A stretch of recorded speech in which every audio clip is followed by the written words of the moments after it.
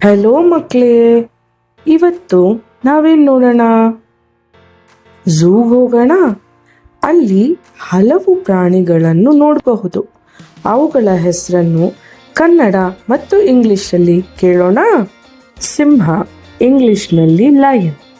ಸಿಂಹದ ಗರ್ಜನೆ 8 ಕಿಲೋಮೀಟರ್ ದೂರದಿಂದಲೂ ಕೇಳಬಹುದು.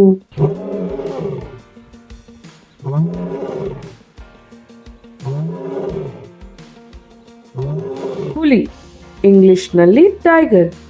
ಯಾವುದೇ 2 ಹುಲಿಗಳಿಗೆ ಒಂದೇ ರೀತಿಯ ಪಟ್ಟೆ ಇರುವುದಿಲ್ಲ.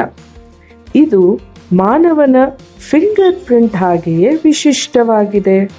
ಕರಡಿ, ಇಂಗ್ಲಿಷ್ನಲ್ಲಿ ಬೇರ್.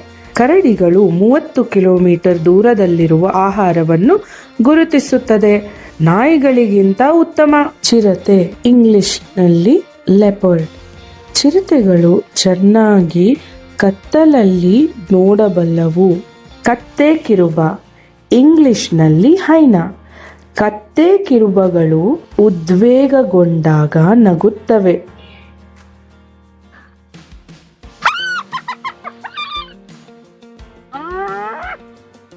ನರಿ, ಇಂಗ್ಲಿಷ್ನಲ್ಲಿ ಫಾಕ್ಸ್. ನರಿಗಳು ಅರ್ತ್ಸ್ ಮ್ಯಾಗ್ನೆಟಿಕ್ ಫೀಲ್ಡ್ ಬಳಸಿಕೊಂಡು ಹಿಮದಡಿ ಅಥವಾ ಎಲೆಯಡಿ ಇರುವ ಶಿಕಾರಿಯನ್ನು ಹಿಡಿಯಬಹುದು. ಮೊಸಳೆ, ಇಂಗ್ಲಿಷ್ನಲ್ಲಿ ಕ್ರೋಕಡೈಲ್. ಮೊಸಳೆಗಳು ತಮ್ಮ ನಾಲಿಗೆಯನ್ನು ಹೊರಹಾಕಲು ಸಾಧ್ಯವೇ ಇಲ್ಲ, ಏಕೆಂದರೆ ಅವುಗಳ ನಾಲಿಗೆಗಳು ತಮ್ಮ ಬಾಯಿಯ ಕೆಳಭಾಗದಲ್ಲಿ ಜೋಡಿಸಲಾಗಿದೆ. ಹೆಬ್ಬಾವು, ಇಂಗ್ಲಿಷ್ನಲ್ಲಿ ಪೈಥನ್. ಹೆಬ್ಬಾವು ತನ್ನ ಬೇಟೆಯನ್ನು ಹಿಡಿದ ನಂತರ ಬೇಟೆಯು ಸಾಯುವವರೆಗೂ ನುಂಗುವುದಿಲ್ಲ. ಕಾಡೆಮ್ಮೆ, ಇಂಗ್ಲಿಷ್ನಲ್ಲಿ ಬೈಸನ್. Indian Bison. ಕಾಡೆಮ್ಮೆ ಕಾಡು ದನಗಳ ಅತಿ ದೊಡ್ಡ ಜಾತಿಯಾಗಿದೆ ಮತ್ತು 1000 kgಗಿಂತ ಹೆಚ್ಚು ತೂಗುತ್ತದೆ. ಆನೆ, ಇಂಗ್ಲಿಷ್ನಲ್ಲಿ ಎಲಿಫೆಂಟ್. ಆನೆಗಳು ಭೂಮಿಯ ಮೇಲಿನ ಅತಿ ದೊಡ್ಡ ಪ್ರಾಣಿಗಳು. ನಿಮಗೆ ಗೊತ್ತಾ? ಗಂಡು ಆಫ್ರಿಕನ್ ಆನೆಗಳು 6000 kgಗಿಂತಲೂ ಹೆಚ್ಚು ತೂಕ ಇರುತ್ತೆ ಅಂತ. ಗೆಂಡಾಮೃಗ, ಇಂಗ್ಲಿಷ್ನಲ್ಲಿ ರೈನೋಸರಸ್.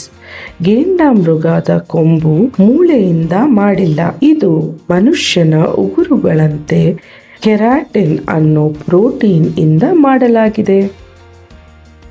ನೀರಾನೆ, ಇಂಗ್ಲಿಷ್ನಲ್ಲಿ ಹಿಪೋಪೊಟಮಸ್.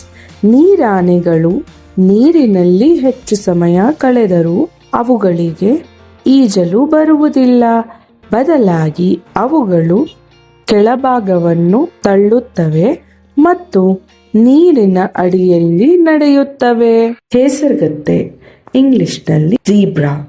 ಮಕ್ಕಳೇ, ನಿಮಗೆ ಝೀಬ್ರಾಗಳಿಗೆ ಬ್ಲ್ಯಾಕ್ ಅಂಡ್ ವೈಟ್ ಪಟ್ಟೆಗಳು ಯಾಕೆ ಇರುತ್ತೆ ಅಂತ ಗೊತ್ತಾ? ಯಾಕೆ ಅಂದ್ರೆ ಕೆಲವು ಹಾನಿಕಾರಕ ರಕ್ತ ಹೀರುವ ನೊಣಗಳನ್ನು ದೂರವಿಡಲು ಈ ಪಟ್ಟೆಗಳು ಸಹಾಯ ಮಾಡುತ್ತದೆ. ಪಟ್ಟೆಗಳ ಮಾದರಿಯು ಹೇಸರಗತ್ತೆಗಳನ್ನು ನೊಣಗಳಿಗೆ ಅನ್ಅಟ್ರಾಕ್ಟಿವ್ ಆಗಿ ಮಾಡುತ್ತದೆ.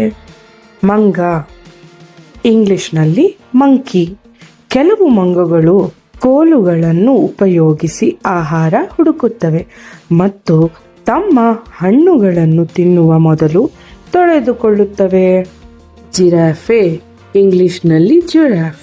ಜಿರಾಫೆಗಳು 4ನೇ ವಯಸ್ಸಿನಲ್ಲಿ ತಮ್ಮ ಪೂರ್ಣ ಎತ್ತರಕ್ಕೆ ಬೆಳೆಯುತ್ತವೆ, ಆದರೆ ಅವು 7 ಅಥವಾ 8 ವರ್ಷದ ವಯಸ್ಸಿನವರೆಗೂ ತೂಕವನ್ನು ಪಡೆಯುತ್ತಲೇ ಇರುತ್ತವೆ. ಜಿಂಕೆ, ಇಂಗ್ಲಿಷ್ನಲ್ಲಿ ಡೀರ್.